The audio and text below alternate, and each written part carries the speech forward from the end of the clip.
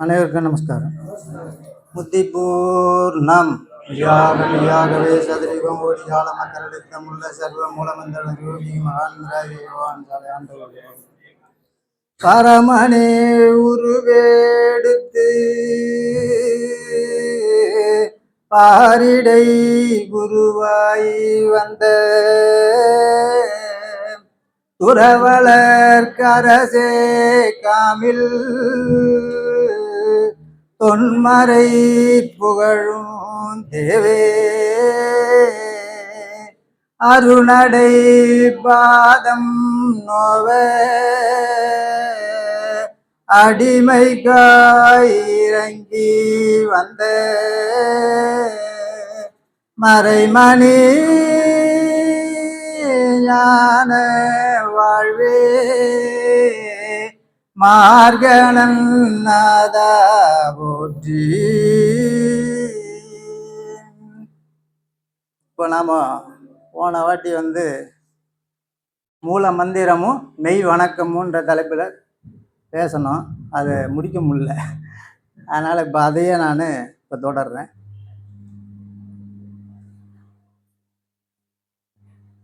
அதாவது இதுவரையிலும் வந்த மதங்கள் எல்லாம் எடுத்துக்கிட்டோம்னாக்கா, சைவ மதமாகட்டும், புத்த மதமாகட்டும், சீக்கிய மதமாகட்டும், கிறிஸ்துவ மதமாகட்டும், இஸ்லாமிய மதமாகட்டும், எல்லாத்துக்கும் ஒவ்வொரு மூல மந்திரங்கள் வந்தது.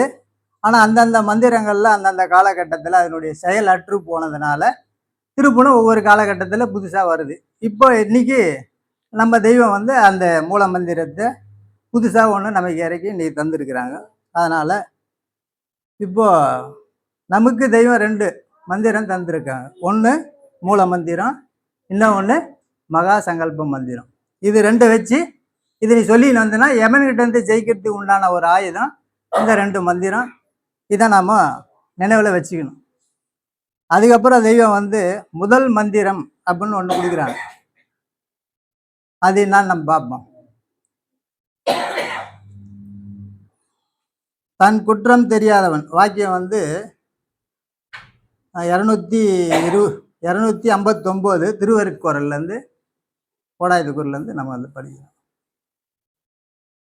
தன் குற்றம் தெரியாதவன் தன் புகழொம்பு தெரியாதவன் ஆகிவிடுவான். தன் குற்றம் தெரியாதவன் தன் புகழொம்பு தெரியாதவன் ஆகிவிடுவான். தன் குற்றத்தை தெரிந்து அதை திரித்து கொள்வதே தன்னைத்தானே தண்டித்துக் கொள்ளுதல் ஆகும். முதல்ல தன் குற்றம் என்னன்னு அதை தெரிஞ்சு அதை திருத்திக்கணுன்றாங்க. இறைவனை அறியாதவர்களுக்கு, ஒரு மெய்குருபிரான அறியாதவர்களுக்கு வெளி உலகத்தில் அதை அப்படி ஒரு மெய்யான குருவை நம்ம அறிஞ்சிக்கணும்னு எடுத்துக்கலாம்.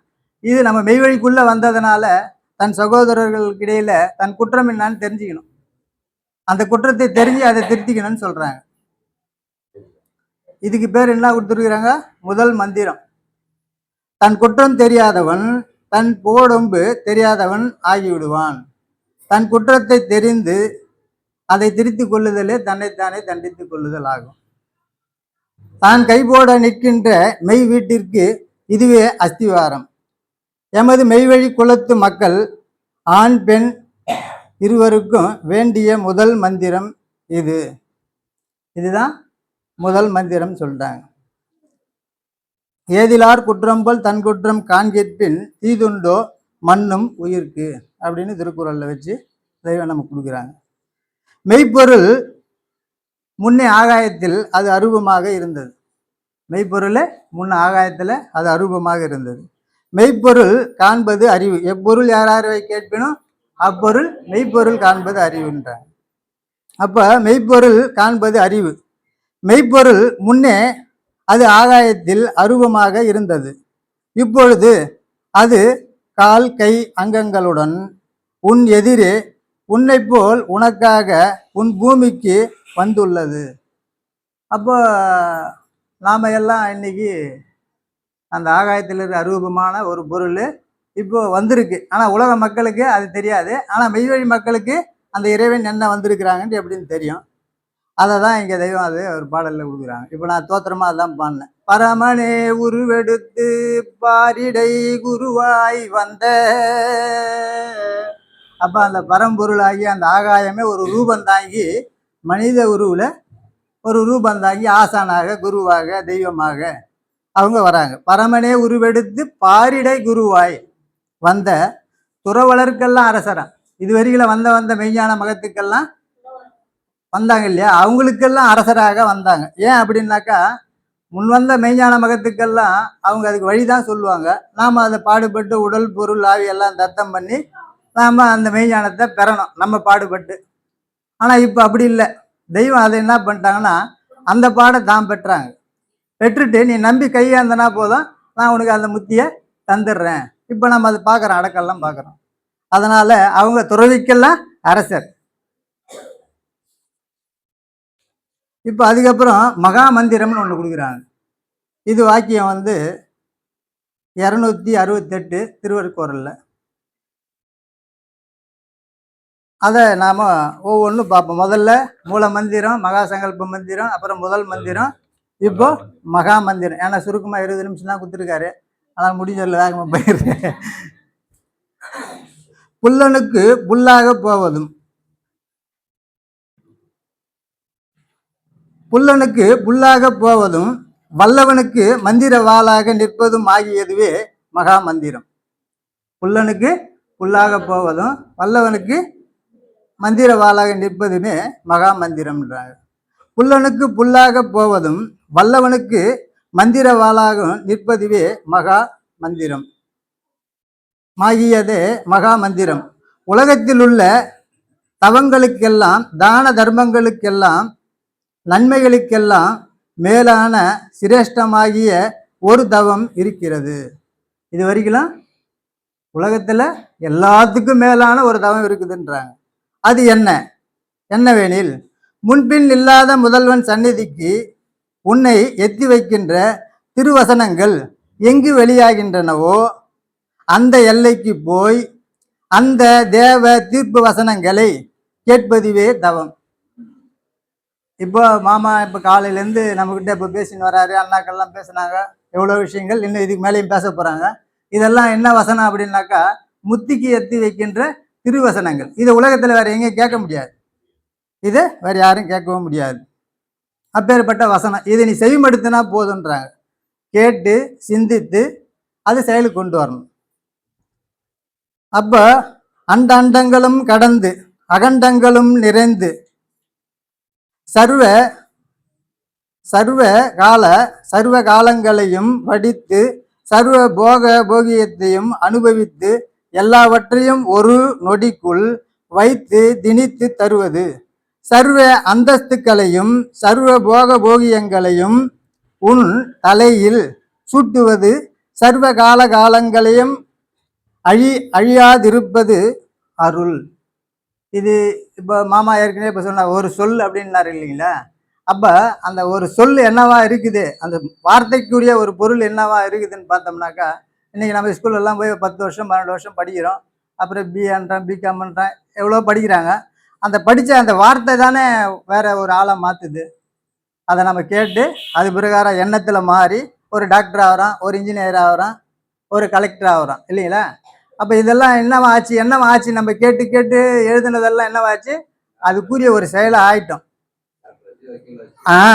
இப்படி நம்ம ஒவ்வொரு ஆளுக்கு ஒரு வேலை பழகிறோம், அதுமாரி ஆயிடுறோம். ஆனால் தெய்வத்தை மட்டும் காலகாலமாக நம்ம கும்பிட்டு வரோம், வணங்கி வரோம். ஆனால் இறைவனை சந்திக்கவும் இல்லை, அதுக்குரிய பொருளாகவும் ஆகலை. ஏன் அப்படின்னாக்கா வந்த காலத்தில் மெய்ஞானிகள் வந்த காலத்தில் அவங்க ஆக்கினாங்க. இயேசு பிரான் வந்த காலத்தில் ஒரு 12 பேரை அவங்க ஆக்கினாங்க. இப்படி ஒவ்வொரு காலத்திலே வந்தபோது அந்தந்த செயலுக்குரியவங்களை ஆக்கிறாங்க. இப்போ நம்ம தெய்வம் பல ஆயிரக்கணக்கான பேர்களை தன்னை அறிய வைத்து இறைவனை இன்னார் என்று அந்த இருதயத்தில் காட்டி தந்ததுனால இன்னைக்கு நம்ம அவங்களெல்லாம் பார்த்துக்கிட்டு இருக்கோம். இது செயல். இதுக்கு முன்னே வந்ததெல்லாம் வந்துச்சு, குடத்தில் விளக்காக வந்துச்சு, இது மலை ஒளியாக வந்துச்சு. அது போல் இப்போ இந்த மகா மந்திரம் பார்த்தோம். அடுத்தது முறையான வணக்கம். இப்போ இது மூல மந்திரம். மூல மந்திரமும் வணக்கம் தான், மெய் வணக்கம்னு எடுத்திருக்கேன். பார்த்து நம்ம மூல மந்திரத்தை இது முறையான வணக்கம்.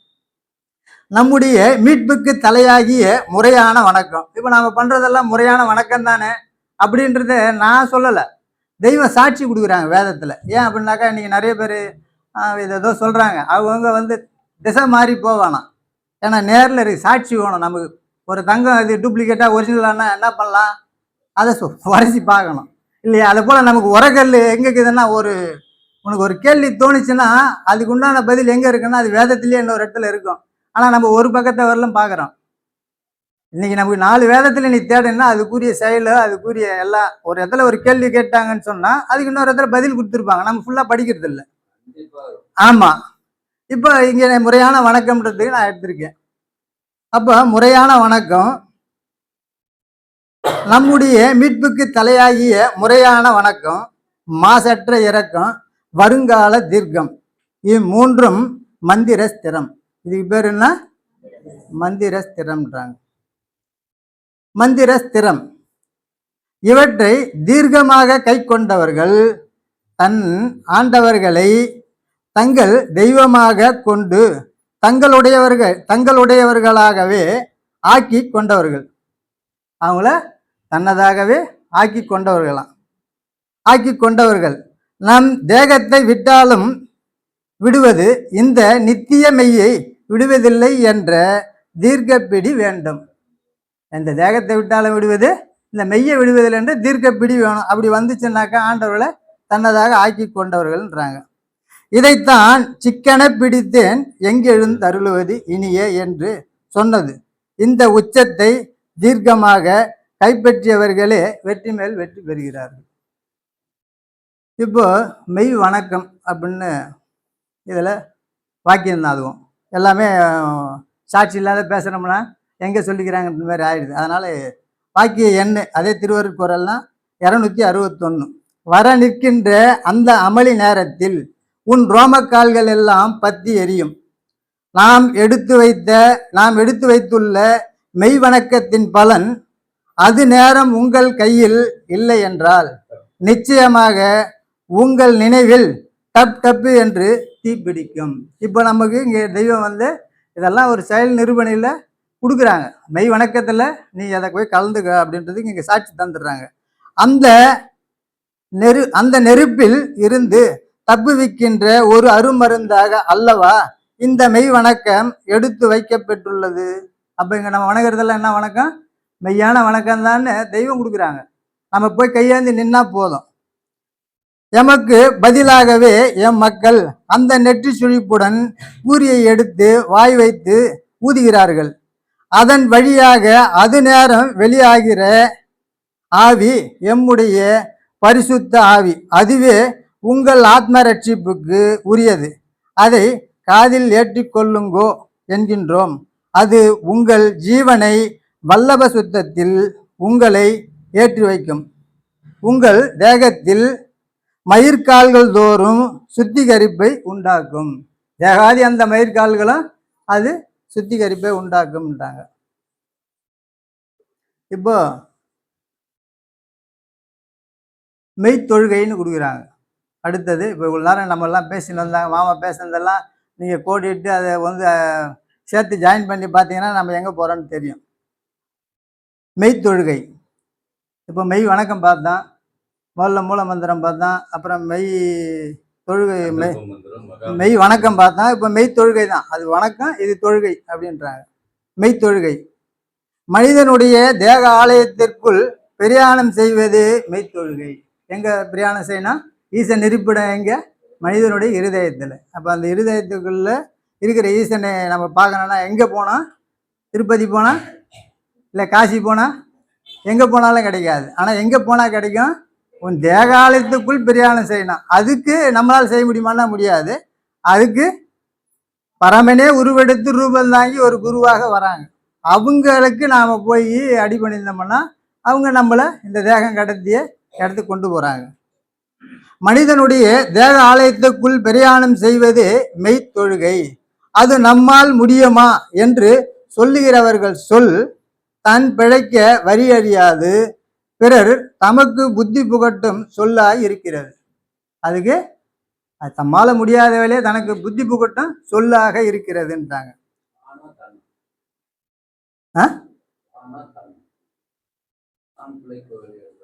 ஆமா, தன் பிழைக்க வழி அறியாது தன் தான் புத்தி புகட்டும் சொல்லாய் இருக்கிறது. தன்னை அறிவது உன் கடமை என இறைவன் தலைமேல் எழுதிவிட்டான். ஆகவே ஆகவே இவ்வுலக சம்பத்தோடு அந்த உலக சம்பத்தும் நாம் அடைய வேண்டும். இந்த உலக சம்பத்தோட அந்த உலக சம்பத்தும் நாம் அடைய வேண்டும்ன்றாங்க. மக்களாய் பிறந்தோம், இன்னும் ஒரே ஒரு படிதான் ஏற வேண்டும். நம்ம மக்களாக பிறந்துட்டோம், அந்த வாக்கியம் அதோட முடியுது. இது திருவருட்குறள் 278. மக்களாய் பிறந்தோம், இன்னும் ஒரே படிதான் ஏற வேண்டும். அதற்கு போக ஒரு வாசல் இருக்கிறது. அத்திருவாசலை காட்டவே நாம் வந்துள்ளோம். அன்புதான் அத்தெம்பு வரச் செய்யும். அப்போ அந்த அடுத்தடுத்த வாசலுக்குள்ள நம்மளையெல்லாம் கூட்டும் போவதான் தெய்வம் வந்திருக்கிறாங்க. கூட நம்ம டிராவல் பண்ணி போனோம்னாக்கா நிச்சயமா நம்ம அந்த இடத்துக்கு போவோம்.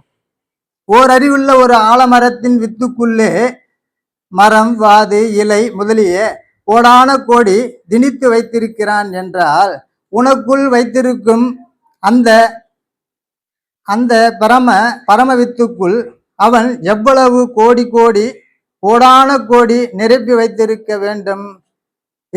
இதை உங்கள் காது கேட்க சொல்லிவிட்டு ஆயத்தாக தூள தேகத்தில் இருக்கிறோம். அந்த அகமிய வித்துக்குள் தௌஹீது என்னும் தெய்வீக வித்துக்குள் கோடான கோடியான வர்ணங்களும் உகக்கும் பொருள்களும் வெறுக்கும் பொருள்களும் பல கோடி காரசாரங்களும் இன்னும் அதுல எவ்வளோ இருக்குதுன்றாங்க. பாதாளங்கள் 7, சொர்க்க உலகு 8, முன் சென்ற காலங்களும் நிகழ்காலங்களும் வருங்காலங்களும் இவ்வாறு அனைத்தும் நுணுகி நுணுகி சிரித்து அதனுள் அடங்கி கிடக்கின்றன. அதை உன் கண் கொண்டு பார்க்க முடியாது, பார்த்தால் உன் கண் தெரித்துவிடும் என்று சொன்ன உடன் தன் அறிவில் சாய்ந்து அது லேசாக நசுக்கப்படுவது என்று நீ எண்ணிவிடுவாய் என்றேதான் திடமுடன் ஓர் அணுவிலுள் அணு வாய் திரண்டு கிடைக்கிறது என்று நாம் சொன்னோம்ன்றாங்க. இப்போ இது எல்லாம் எங்க இருக்குது? நம்ம தேகாலயத்துக்குள் பிரயாணம் செய்வது மெய்த்தொழுகை. அப்போ அந்த பிரணவ வித்துக்குள்ள அது இருக்குதுன்றாங்க. இப்போ அடுத்து நாம இன்னொரு வாக்கியம் பார்த்துட்டு நம்ம முடிப்போம். 3 நிமிஷம். இப்போ திருவருட்குறள் வாக்கியம் 288. 2 ஸ்படிக டம்ளர்கள் இருக்கின்றன, அவற்றின் அழகு. எங்க போறோம் நம்ம? இப்போ தேகாலயத்துக்குள்ள பிரயாணம் போறோம், மெய்த்தொழுகை. அப்போ 2 ஸ்படிக டம்ளர்கள் இருக்கின்றன, அவற்றின் அழகு எவ்வித வர்ணங்களையும் கடந்து நிற்கின்ற அழகு. அதன் அழகை கேட்கின்ற காதும் மணக்கும்.